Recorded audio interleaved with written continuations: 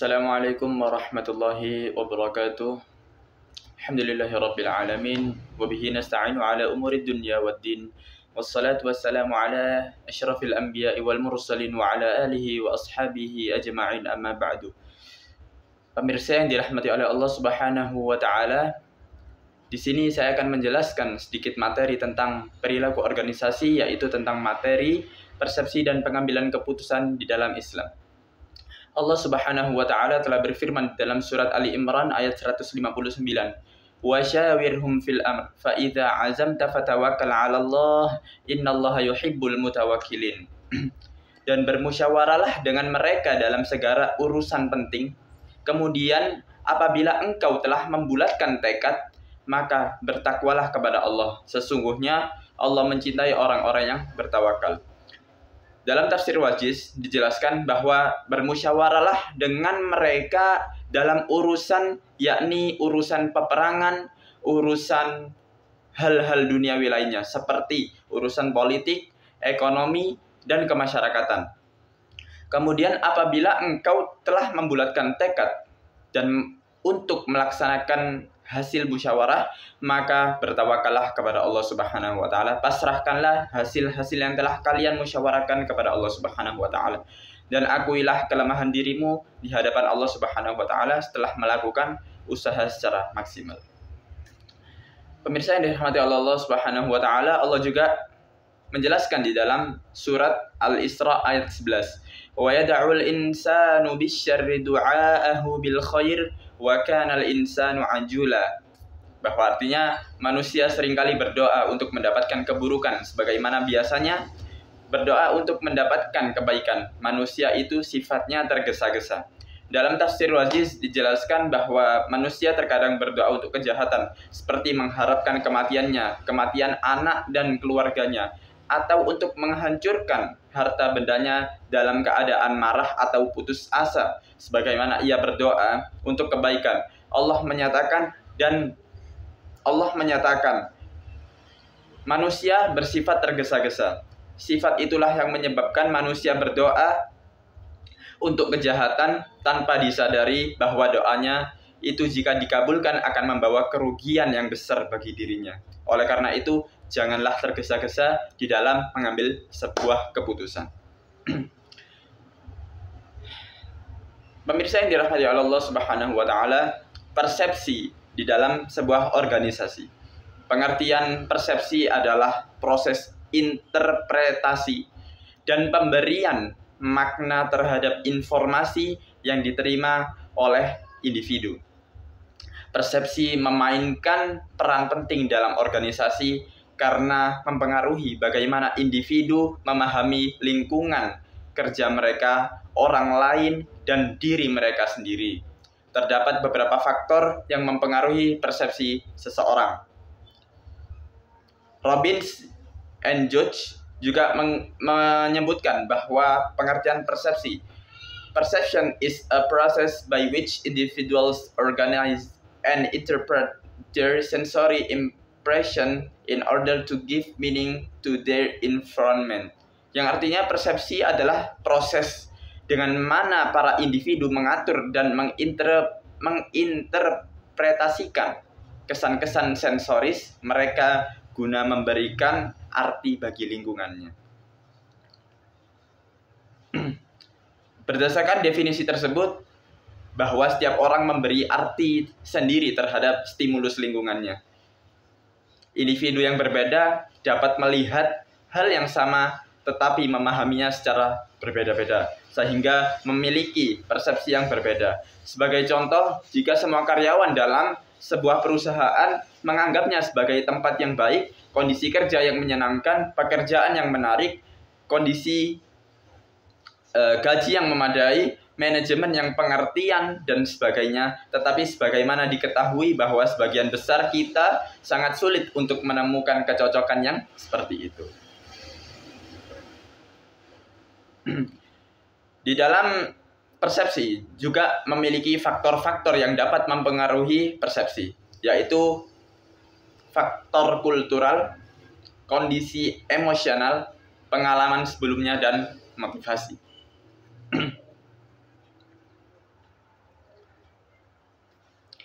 Faktor kultural seperti budaya, nilai-nilai, dan norma-norma sosial dari kelompok atau masyarakat tempat individu berada dapat mempengaruhi persepsi mereka.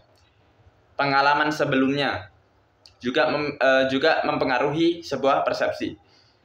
Pengalaman masa lalu seseorang dapat mempengaruhi cara mereka mempersepsikan situasi pada saat ini. Motivasi juga merupakan salah satu faktor yang dapat mempengaruhi persepsi. Motivasi individu juga dapat mempengaruhi persepsi mereka. Individu cenderung mempersepsikan informasi yang sesuai dengan tujuan dan kebutuhan mereka. Kemudian yang terakhir adalah kondisi emosional. Ini adalah juga salah satu faktor yang dapat mempengaruhi persepsi. Emosi seseorang seperti kegembiraan, seperti kecemasan, seperti kemarahan dapat mempengaruhi cara mereka mempersepsikan situasi. Kemudian ada yang namanya kesalahan persepsi. Ada sejumlah kesalahan persepsi yang sering terjadi di dalam mempersepsikan orang lain, yaitu selective perception, halo effect, contrast effect, and stereotyping. Kesalahan-kesalahan ini dapat berakibat pada pengambilan keputusan yang salah. Hal ini dikutip oleh Robbins and Judge pada tahun 2013.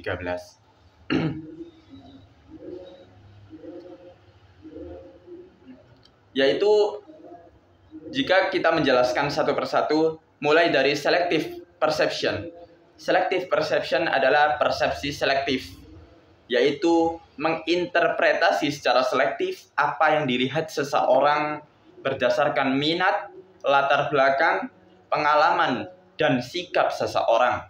Persepsi selektif memungkinkan kita membaca individu lain dengan cepat, tetapi terdapat risiko bahwa kita mendapatkan gambaran yang tidak akurat karena kita melihat apa yang kita lihat, karena kita melihat apa yang ingin kita lihat. Kita bisa menarik kesimpulan yang tidak beralasan dari situasi yang ambigu. Kemudian kesalahan persepsi yang selanjutnya adalah halo effect. Halo effect adalah kecenderungan menilai seseorang hanya atas dasar salah satu sifatnya. Misal, seseorang yang mudah senyum dan penampilannya yang rapi dianggap lebih jujur dari orang yang berpenampilan yang serem. Halo effect sering terjadi pada saat melakukan penilaian dengan wawancara. Wawancara seringkali menilai hanya dari salah satu sifat seseorang yang nampak menonjol pada saat wawancara itu dilakukan. Padahal salah satu sifat tersebut tidak mencerminkan sifat yang sebenarnya. Halo effect ini memang lazim dan berpengaruh yang kuat pada diri kita dalam menilai orang-orang yang bersangkutan. Bila kita sangat terkesan oleh seseorang karena kepemimpinannya atau keahliannya dalam suatu bidang, kita cenderung memperluas kesan awal kita. Bila ia baik dalam suatu hal, maka seolah-olah ia pun baik dalam segala hal. Kemudian yang selanjutnya adalah contrast effect. Contrast effect adalah evaluasi tentang sifat atau karakteristik seseorang yang dipengaruhi oleh perbandingan dengan orang lain yang baru ditemui, yang mendapat nilai lebih tinggi atau lebih rendah untuk karakteristik yang sama. Kita tidak mengevaluasi seseorang secara terisolasi, sehingga reaksi kita terhadap seorang individu dipengaruhi oleh individu yang lain yang baru kita temui. Misalnya, dalam situasi wawancara di mana seorang pewawancara melihat serombongan pelamar kerja, penyimpangan dalam evaluasi kandidat manapun bisa muncul sebagai akibat dari jadwal wawancara. Seorang kandidat cenderung menerima evaluasi yang lebih baik bila didahului oleh para pelamar dengan kemampuan menengah, dan evaluasi yang kurang baik bila didahului oleh pelamar-pelamar yang unggul. Kemudian yang terakhir ada stereotyping. Stereotyping adalah menilai seseorang berdasarkan persepsi tentang kelompok di mana ia bergabung. Seringkali ini didasarkan atas jenis kelamin, keturunan, umur, agama, dan kedudukan yang lain atau jabatan.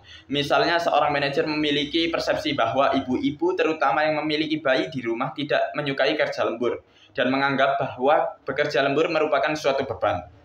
Secara umum persepsi tersebut mungkin benar, tetapi tidak berarti benar untuk ibu-ibu tertentu.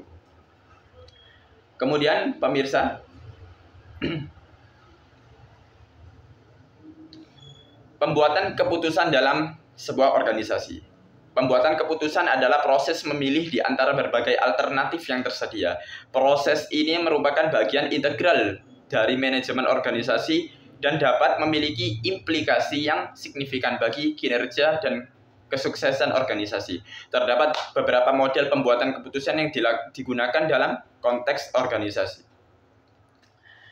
Seperti model rasional, bergantung pada sejumlah asumsi termasuk bahwa pembuat keputusan memiliki informasi yang lengkap, mampu mengidentifikasi semua pilihan yang relevan dalam cara yang tidak bias, dan memilih opsi dengan utilitas tertinggi.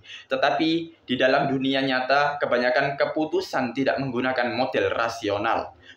Berikut langkah-langkah dalam pengambilan keputusan rasional, yaitu mengidentifikasi masalah yang pertama, kemudian yang kedua adalah mengidentifikasi kriteria keputusan. Kemudian yang ketiga adalah mengalokasikan kriteria-kriteria yang berbobot. Kemudian yang keempat adalah membuat berbagai alternatif.